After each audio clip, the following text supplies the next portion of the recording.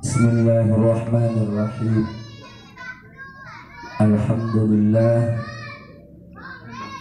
alladzi ja'ala an-nikaha sababan litanasulil ansab.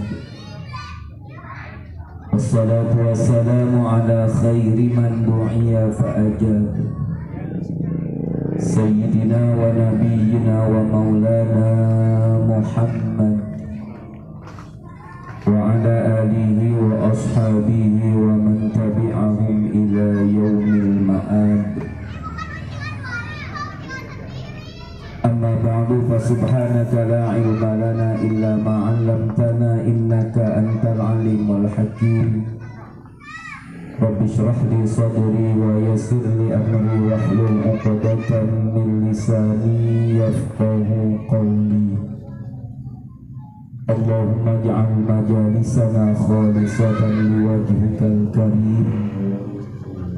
Allahumma ja'alha fi mizani hasanatina yawma nalqa, yawma la tamliku nafsun li nafsin syai'an wal amru yawma idhin lillah, yawma la yanfa'u malu wa la banuna illa man atallaha biqalbin salim. وقال تعالى أيضا وأنكحوا الأيام منكم والصالحين من عبادكم وإمائكم إن يكونوا فقراء يغنيهم الله من فضله والله واسع عليم. وقال نبينا محمد صلى الله عليه وسلم من أحب فطرتي falyastanna bisunnati wa min sunnati an-nikah. Sadaqallah wa sadaqa Rasulullah sallallahu alaihi wasallam. Yang mulia para alim ulama, para muallim, para asatidzah, yang saya hormati para tokoh dan segenap orang-orang tua, sepuh bini sepuh, seluruh jamaah hadirin wal hadirat, yang mudah-mudahan kita seluruhnya senantiasa mendapatkan keberkahan kemuliaan dari Allah Subhanahu wa ta'ala. Bil khusus yang sama kita hormati guru kita Al-Mukarram wal Muhtaram Bapak Ajengan Kiai Haji Abdul Rahman Al-Mukarram wal Muhtaram Al-Ustaz Bapak Kiai Haji Yusuf Subaikah Al-Mukarram wal Muhtaram Al-Ustaz Abdul Razak Al-Mukarram Al-Ustaz Samsu Ustaz Nice dan seluruh tokoh masyarakat yang ada, segenap pengurus DKM Masjid Jami Al-Fitriyah yang juga hadir pada kesempatan malam hari ini, Bapak Asep, Bapak Anto, beserta seluruh pengurus DKM yang lainnya, Sahibul Hajat Bapak M. Yusuf beserta seluruh keluarga besar beliau, yang lakop dari awal saya kenal Bapak Ujang Jangkrik, yang alhamdulillah malam hari ini kita hadir bersama-sama memenuhi undangan beliau dalam rangka tasyakuran walimatul arus, prosesi akdun nikah kawan kita, saudara kita, Bapak RW kita, yaitu Bapak Galuh Supriyatna, yang insya Allah akdun nikahnya akan dilaksanakan besok pagi hari Minggu. Mudah-mudahan kiranya dengan doa kita bersama prosesi akdun nikah berjalan dengan lancar sesuai dengan harapan. Malam hari ini kita diundang bersama dalam rangka tasyakuran atau syukuran. Tasyakuran itu bahasa Arab. Tasyakaro ya tasyakaru tasyakuron. Orang Indonesia bilangnya tasyakuran. Syukuran juga bahasa Arab. Syakaro yashkuru syukron. Syukuron. Orang Indonesia bilangnya syukuran. Orang Jakarta Betawi bilangnya syukurin. Kalau ada anak nakal tidak mau dinasihatin orang tua, tiba-tiba kecelakaan, kata emaknya syukurin. Maka tadi sudah dibahas banyak oleh pembawa acara. Di pembawa acara multi talenta ini, semua bisa dia. Guru olahraga, wasit poli, ustadz juga, dan suara kembangannya enak. Jadi semuanya komplit. Ini luar biasa ini perumahan CRR. Kalau satpamnya aja kori, bagaimana RT-nya?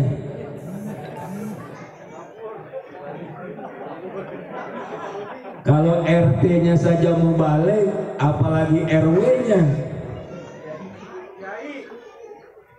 Maka kehadiran saya di sini bukan untuk menceramahi jamaah, apalagi pengantin baru. Saya sekedar partisipasi saja, takut dipecat jadi warga sini sama Pak Ujang. Maka saya hadir dari siang dalam rangka memenuhi undangan beliau mengadakan tasyakuran. Andaikan tasyakuran ini tidak ada dalil yang qat'i, maka semua itu akan dikembalikan kepada kita menurut adat kebiasaan kita, bagaimana kita mengungkapkan rasa syukur kepada Allah. Tapi ternyata Rasulullah memberikan contoh, cuman sebagian umat tidak mau menirukan contoh. Maka alhamdulillah Cidahu karena banyak ajengan, banyak kiai ikut contoh Rasulullah sallallahu alaihi wasallam.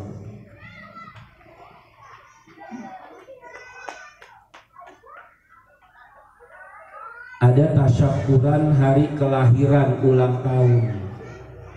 Di Jakarta sudah mulai marak. Orang ulang tahun itu bakar lilin ditaruh di atas kue bolu. Wetar. Bakar lilin itu bukan tradisi kita, orang-orang masjid, orang musola. Itu tradisi mereka, orang-orang yang kiblatnya, ibadahnya bukan di masjid dan di musola, tapi kemudian ditiru di sebagian Jakarta oleh umat Islam. Maka mereka itu kalau mengungkapkan rasa yang ada di hati, bakar lilin. Saya ingat dan mungkin sebagian lihat di media, ketika Ahok ditahan di LP Cipinang, kasus penistaan agama. Maka para pecintanya membakar lilin sepenuh jalanan yang ada di depan LP Cipinang untuk mengungkapkan rasa supaya orang yang dicintainya bisa dikeluarkan dari penjara. Maka mereka bakar lilin. Tidak puas sampai di situ, di bundaran HI lebih banyak lagi lilin yang dibakar. Karena untuk mengungkapkan rasa hati dan keinginan, mereka bakar lilin. Jadi kalau syukuran ulang tahun lilinnya dibakar di atas kue, kalau mewujudkan sesuatu impian lilinnya dibakar di jalanan, dan ada juga lilin yang dibakar ditaruh di kolong tempat tidur. Itu kalau di Jakarta namanya babi ngepet.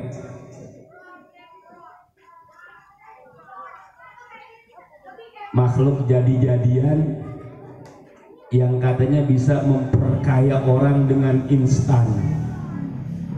Maka penunggunya harus menyalakan lilin. Kalau lilinnya goyang-goyang, tandanya ini ada bahaya. Maka harus ditiup supaya nanti makhluk jadi-jadiannya hilang, tidak kelihatan. Rasulullah memberikan tuntunan kepada kita. Hijrah datang beliau ke Yasrib, 400 sekian kilometer dari tanah kelahiran Mekah. Yang hijrahnya tidak menuju langsung ke tempat tujuan. Padahal letak geografis Madinah, letak tempat yang ada di Yasrib dari Mekah itu berada di sebelah utara. Orang Betawi bilangnya belor, sebagian orang kaler. Letaknya di sebelah utara, tapi Rasulullah jalannya ke selatan, mengelilingi sekian daerah, sekian desa. Masuk dia menyelamatkan diri lantaran dikepung musuh ke Jabal Sur. Ketika suasana sudah aman baru berangkat lagi. Sekian lama ada di kota Yasrib, beliau menjumpai orang-orang Yahudi puasa di bulan Muharram di tanggal 10. Rasulullah tanya kepada mereka, "Ayyu yaumin hadza tasumunahu?" Hari apa ini kalian semuanya berpuasa? Dengan arogan, dengan sombong dan angkuhnya orang-orang Yahudi membanggakan diri, memberikan jawaban kepada Nabi. Hadza yaumun azim, anjallahu Musa wa qaumahu wa gharraqa fir'auna wa qaumahu fasama Musa syukrah wa nahnu nasumuhu. Ini hari kemenangan kami, ini hari agung kami Muhammad. Dulu Nabi kami, Nabi Musa diselamatkan oleh Tuhan, oleh Allah, beserta para pengikutnya. Dalam kesempatan yang sama Fir'aun ditenggelamkan dari kekuasaannya di Laut Merah dengan segala bala tentara dan kekuatannya. Maka Nabi Musa puasa untuk mensyukuri hari kemenangannya. Kami pun pengikutnya ikut puasa. Mendengar jawaban itu, Nabi memberikan jawaban juga. Wa nahnu ahaqqu minkum bi Musa. Kami umat Islam lebih berhak mengikuti Nabi Musa dibandingkan kalian semua. Fasoma Rasulullah sallallahu alaihi wasallam wa amara bisyamihi. Lalu Rasulullah puasa di tanggal 10 Muharram dan memerintahkan kepada umat ini untuk melakukan puasa Muharram, mensyukuri nikmat yang Allah berikan. Rasulullah melakukan ibadah kepada Allah Subhanahu wa ta'ala. Maka bagus tradisi yang diajarkan dan diwariskan oleh ulama-ulama kita. Setiap ada momen acara, apapun nama walimah dan haflahnya, guru-guru kita memulainya dengan zikir tahlil. Guru-guru kita mewariskannya dengan pembacaan kisah maulid Nabi Muhammad sallallahu alaihi wasallam. Sebagian daerah sudah meninggalkan karena termakan dengan ceramah-ceramah yang ada di YouTube yang mengharamkan dan melarang kegiatan-kegiatan keagamaan dengan cara membaca zikir dan maulid Nabi Muhammad sallallahu alaihi wasallam. Padahal kiai-kiai kita mewariskan dalam kitab-kitab salafiyah itu diajarkan al-majlisul ladzi yuzkaru fihi an-nabiy sallallahu alaihi wasallam tanmu minhu raihatun thayyibatun tahtariqus samawati sab'ah hatta tantahiya ilal arsy wa yajidu kullu man khalaqahu Allahu ta'ala rihaha ghairal insi wal jinni fa innahum law wajadu tilka raihata lashtaghala kullu wahidin minhum biladzatiha an ma'isyatihi wala yajidu tilka raihata malakun aw khalqullahi ta'ala illa astaghfara li ahlil majlis. Ini tukang ngaji semua jadi langsung paham. Saya nggak terjemahkan kesimpulannya bahwa tempat yang dibacakan maulid Nabi disebut nama Rasulullah sallallahu alaihi wasallam berulang-ulang kali, maka tempat itu menjadi tempat yang mendapatkan ampunan dari Allah Subhanahu wa taala, dan orang-orang yang hadir di majlis pun mendapatkan maghfirah Allah Subhanahu wa ta'ala. Ini muqaddimahnya. Sekarang kita ngomongin kawinnya. Kata orang Arab, la farha ka farhil arus wala waj'a ka waj'id darus. Tidak ada kebahagiaan seperti bahagianya pengantin baru, dan tidak ada penyakit yang paling sakit selain sakit gigi. Perumpamaan yang bertolak belakang. Orang yang paling bahagia malam ini adalah Kang Galuh, karena besok dia akan melangsungkan prosesi akdun nikah. Kata adenya udah ketemu jodohnya. Maka para jomblo jangan khawatir, tadi katanya insya Allah kita sudah diberikan pasang-pasangan semua. Cuman tinggal nanti nasib aja. Ada yang dapat gadis perawan ting-ting, ada yang jodohnya nenek-nenek. Itu tergantung nasib namanya. Tapi yang pasti subhanalladzi khalaqal azwaja kullaha mimma tumbitul ardu wa min anfusihim wa mimma la ya'lamun. Semua diberikan pasang-pasangan oleh Allah. Ada langit, ada bumi, ada siang, ada malam, ada orang kaya, ada orang yang tidak kaya, ada laki-laki, ada wanita, ada Haji Marzuki, ada Manohara jodohnya. Insya Allah. Manohara siapa Ustaz? Manohara itu yang sering muncul di TV beberapa tahun lalu. Rumahnya di mana Ustaz? Dengar-dengar sih di Cidahu. Maka saya beli rumah di sini buat pos 2.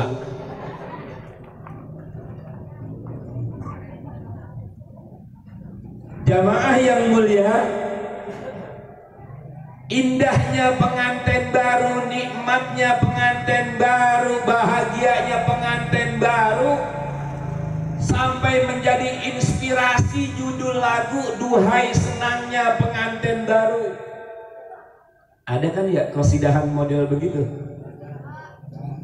Duhai senangnya pengantin baru, lalala. Kalau pakai lalala disawer. Duduk bersanding bersenda gurau, bagaikan raja dan permaisuri. lanjutkan nanti ada yang komentar, hancurkan kaset dan CD-nya, bantai penyanyinya. Saya suaranya pales, tapi kata anak saya kalau saya nyanyi suara saya enak. Ayah kalau nyanyi suaranya enak, tapi lebih enak lagi jangan nyanyi, diem aja.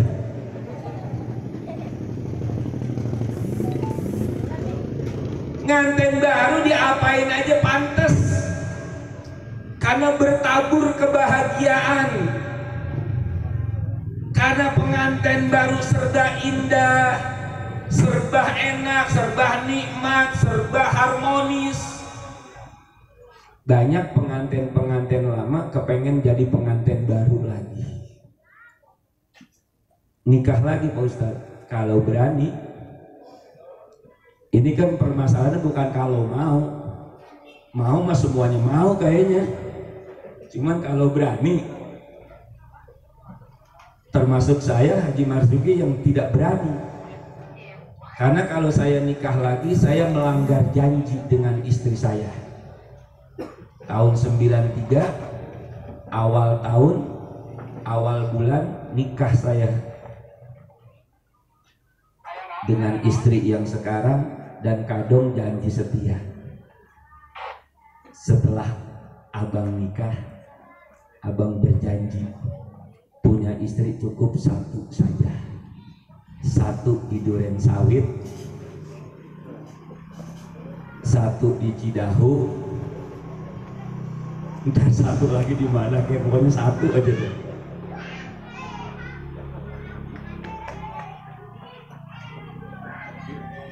Pengantin baru kalau berdua di taman, kemudian makan sepiring kecil, main suap-suapan, pasti orang yang lihat komennya positif. Aduh, nikmatnya, harmonisnya pengantin baru, makan sepiring kecil, main suap-suap.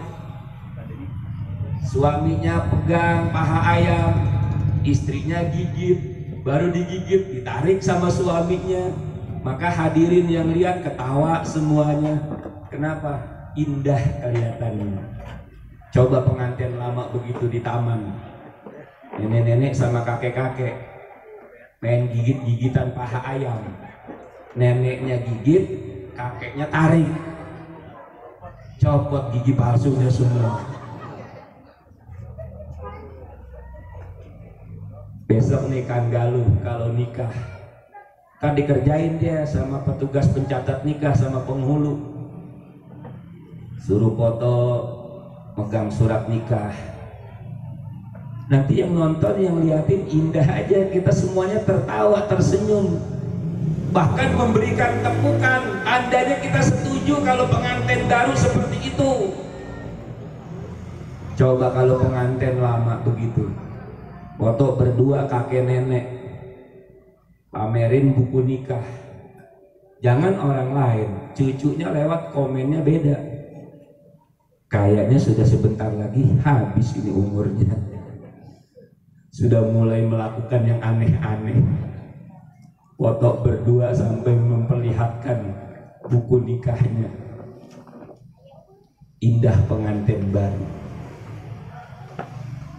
Maka berharap keindahan itu tidak cuma ketika akdun nikah, tapi terus berlangsung. Disinilah cikal bakal awal perkembangan manusia terjadi. Walaupun kawin, bikin anak, punya anak, nggak harus melalui nikah, orang bisa bikin itu. Kalau yang pernah main ke Jakarta, di Jakarta Timur ada namanya Lembaga Pemasyarakatan Cipinang. Itu di depan seberang jalan rel kereta. Di situ banyak wanita malam, kupu-kupu malam menawarkan jasa dagang rempah-rempah yang sekali merem dapat upah.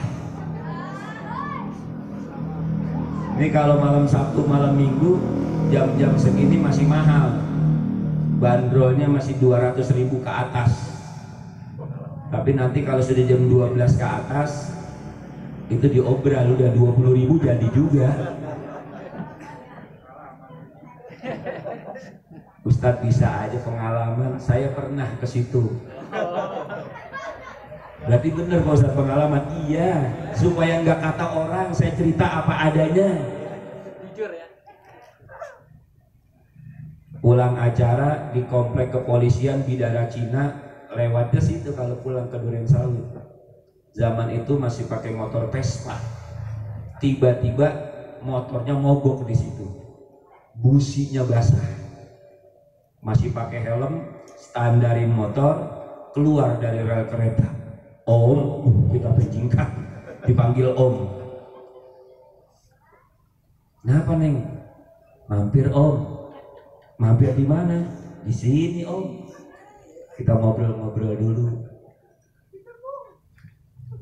Mengapain malam-malam ada di rel kereta? Dagang rempah-rempah, jamu yang sekali merem dapat upah. Oh, lonte kata Habib Rizik.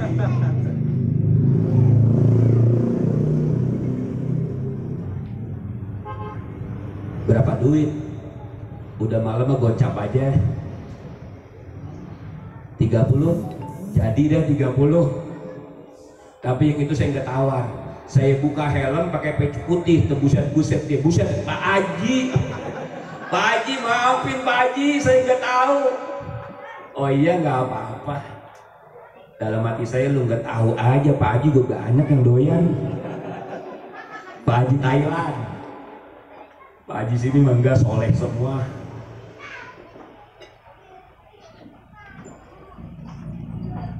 Makanya ketika ada istilah tentang kawin, idza tamayalatil asjar ba'duha ala ba'din, pohonan juga kawin. Bagaimana kawinnya pohonan? Idza tamayalat wa taharokat, apabila pohon yang satu dengan pohon yang lain saling cenderung, saling goyang, saling bergerak, itu namanya pohonan lagi kawin.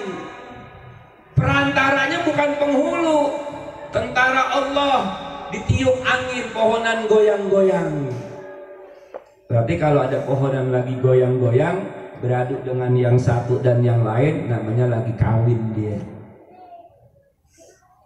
Dengar begini, satpam di Jakarta dengar ceramahnya cuman ketika pohon goyang-goyang lagi kawin. Dia lagi ronda, malam-malam di kebun ada alang-alang goyang-goyang. Dia paranin, kata Pak Ustadz, nih alang-alang lagi kawin nih. Dia bawa senter baterai. Pas nyampe deket, nggak taunya ada orang lagi numpuk berdua lagi goyang-goyang. Diinjek sama satpam. Gua kirain alang-alang yang kawin, nggak taunya lo. Tapi ternyata Islam carikan suatu jalan yang terbaik supaya nanti nih keturunan tidak merusak kemanusiaan. Ada jalur untuk menghalalkan yang disebut namanya pernikahan.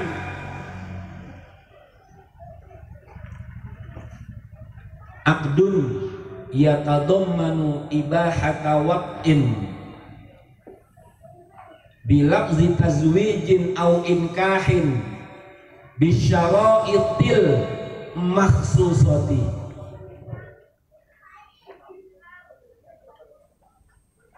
Kata yang belakang Pak Ustadz nyebutnya bisyara'itil, boleh juga bisyara'ito makhsusatin, boleh juga. Karena kalau isim ghairu munsorif dikasih al menjadi tidak munsorif lagi, dia menjadi munsorif dia. Tapi kalau tidak pakai al, tanda jarnya pakai fathah, wajurra bil fathati mala yang sorif malam yudhab au yaku al au yaku ba'da al rabi. Akad yang di dalamnya memuat bolehnya orang melakukan hubungan suami istri dengan lafaz tazwij atau atau labas inkah ankahtuka wa zawwajtuka, dengan syarat-syarat yang khusus. Maka alhamdulillah kita di sini karena masih banyak ajengan, banyak kiai, syarat dan rukun nikahnya masih tetap kita jalanin, kita pegang. Mudah pernikahan karena rukunnya cuma 5, ada pengantin laki, ada pengantin perempuan. Menjadi tidak sah pernikahan apabila pengantinnya dua-duanya laki-laki atau pengantinnya dua-duanya perempuan. Mana ada Pak Ustadz pengantin dua-duanya laki-laki atau dua-duanya perempuan? Kalau dulu mustahil, sekarang udah mulai banyak yang lagi nuntut diresmikan pernikahan satu jenis. Ada apa enggak? Ada orang lagi nuntut supaya sah nikah satu jenis, lelaki pasangannya laki-laki, perempuan pasangannya perempuan. Ya Allah, manusia sampai segitunya tuh kalau sudah keluar dari iman kepada Allah. Ayam aja yang tidak punya akal sampai hari ini, baik di Jakarta maupun di Cidahu, Sukabumi, tidak pernah kita jumpai ayam jago kawin sama ayam jago. Pasti yang dia kejar ayam betina, ayam perempuan.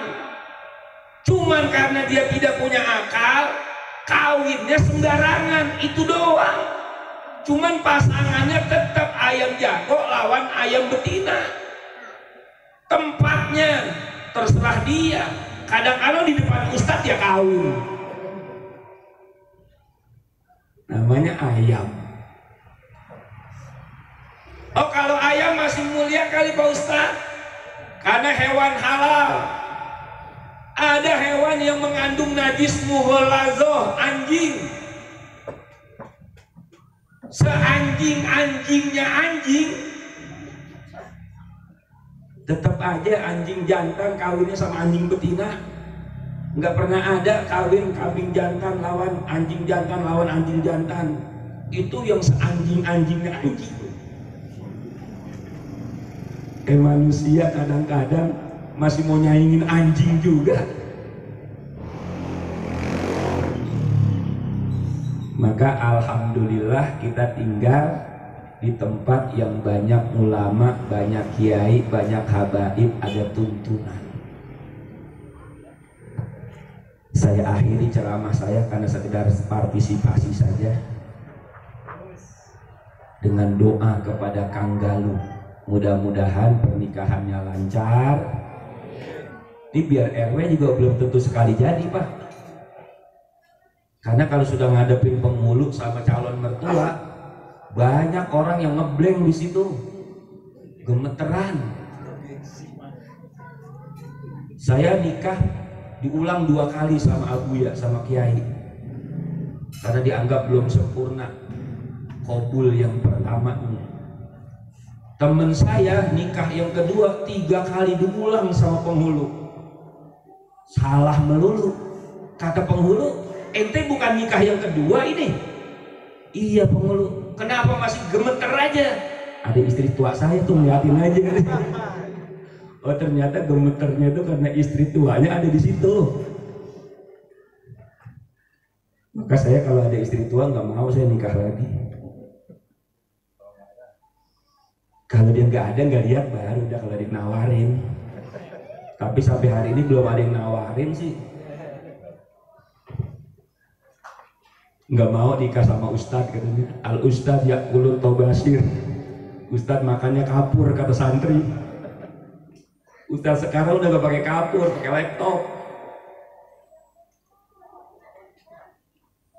Agar kebahagiaannya tidak hanya cukup ketika di pelaminan, doa sekian banyaknya dihantarkan oleh jamaah, oleh ajengan. Tapi ternyata yang membuat keharmonisan karena saling pengertiannya antara istri dengan suami. Yang kemarin waktu masa-masa pendekatan, masa-masa ta'aruf, masa pacaran kata orang Jakarta, semuanya serba indah. Tidak ada yang tidak indah kalau masih ada cinta di dalamnya. Karena cinta dominasinya syahwat.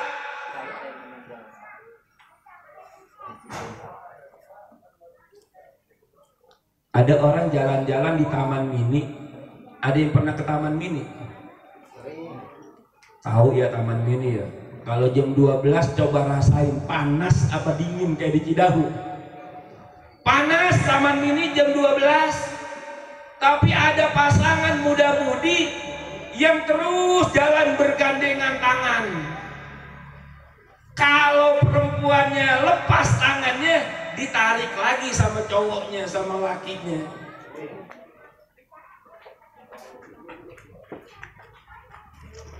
Alhamdulillah, terima kasih. Tahu aja Sohibul Baib. Kalau Ustadz Marzuki senangnya air putih.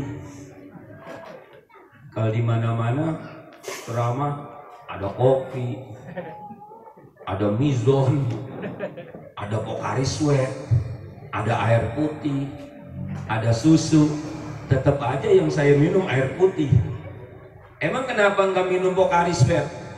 Nggak biasa, lehernya sakit. Kenapa nggak diminum kopinya Pak Ustadz? Asam lambung kumat. Susu nggak boleh sama istri nyusu di luar. Udah dipesen. Awas jangan suka nyusu di luar. Kalau nyusu pulang ke rumah. Siap. Maka saya jarang-jarang nyusu di luar. Kalau nyusu ke rumah saya. Karena pesan istri begitu. Susunya khusus. Susu udah orang tua unlen namanya. Untuk memperbaiki tulang-tulang yang mulai keropos.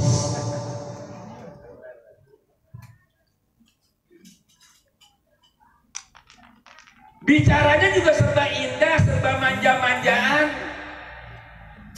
Makanya Yayang Beb, Yayang Beb mau kemana? Kondangan. Ayo papa anter, dianter. Pegangannya kuat, itu namanya masih pengantin baru. Coba nanti pengantin lama deh. Naik motor pegangan istrinya dari belakang, ditarik sama suaminya, gerah, jangan pegangan aja. Istrinya mepet dikit, disuruh munduran dikit, kenapa ya? Nggak betah aja suaminya. Maka kalau ada suami istri, ada lelaki perempuan boncengan motor pelukan begini, saya curiga, jangan-jangan bukan suaminya itu. Karena kalau di Jakarta begitu, suami istrinya peluk, suaminya sikut munduran dikit, gerah. Jamaah yang mulia, kalau tanggung jawab dunia, insya Allah saya yakin Kang Galuh udah siap, zohiron wa batinan. Nafkah zohir, nafkah batin akan diberikan semuanya. Maka semampu yang dia bisa, semampu yang dia punya, diberikan semua kepada istrinya.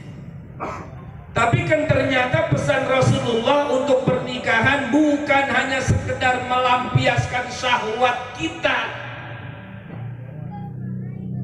Lebih dari itu ada hak dan kewajiban masing-masing. Ini yang kadang-kadang orang kalau sudah 1-2 tahun menikah mulai ada pergeseran pola hidupnya. Yang kemarin waktu masih pacaran mau kentut ditahan-tahan, lagi duduk malam mingguan kita mau kentut ditahanin. Jangan sampai calonnya ini denger kentutnya, karena kentutnya bau.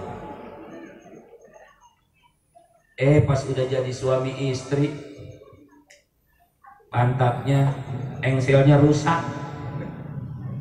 Mau berangkat ke dapur, pulang dari dapur, kata suaminya, pantatmu rusak kali ya.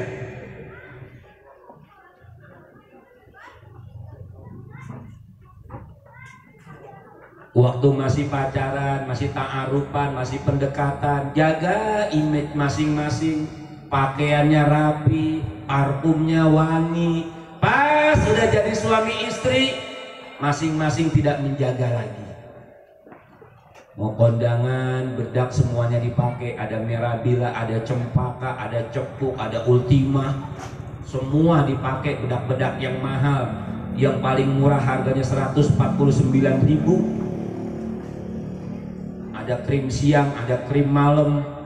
Itu budak perempuan zaman sekarang begitu Pak, kalau bersolek naruh bedaknya di kulkas, tempatnya cakep kayak tempat agar jelly. Itu kalau suami tidak tahu, dia kata makanan Pak. Pulang kerja panas-panas main buka kulkas, makan aja pahit karena bedak perempuan. Tapi orang tua kita zaman dulu bedaknya cukup bedak pipa nomor 4, nomor 5. Dipakai malam Jumat tebel. Kakeknya pulang dari masjid cium bangkis 7 kali. Ngapa kek? Bedak sedap. Bedaknya habis. Nggak marah sama suaminya, nggak manyun. Dia punya kreativitas